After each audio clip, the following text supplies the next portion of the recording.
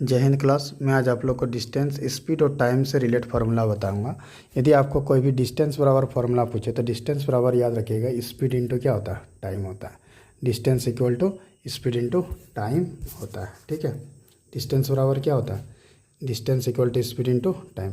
अगर इसी को शॉर्टकट में डिस्टेंस को डी दर्शाते हैं, डी बराबर स्पीड इंटू टाइम। अगर आपको कभी भी डिस्टेंस पूछेगा तो डिस्टेंस बराबर क्या होगा, स्पीड इंटू टाइम, यानी डी बराबर एस टी।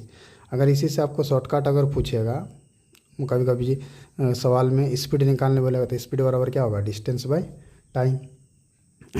इसी प्रकार अगर कभी कभी टाइम निकालने बोलेगा तो टाइम बराबर डिस्टेंस बाय स्पीड होता है।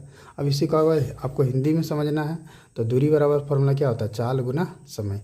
अगर आपको दूरी बराबर चाल गुना समय, अगर कभी चाल पूछने लगे तो चाल बराबर क्या हो जाएगा, चाल बराबर दूरी बटे समय।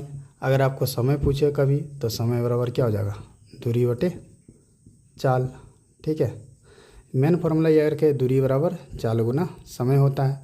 अगर दूरी दिया हुआ, समय दिया हुआ, कभी चाल निकालने बोलेगा चाल बराबर क्या होगा, दूरी बटे समय, दूरी बटे समय। इसी प्रकार कभी कभी अगर समय निकालने बोलेगा तो दूरी बटे चाल, यानी दूरी बटा चाल हो जाता है।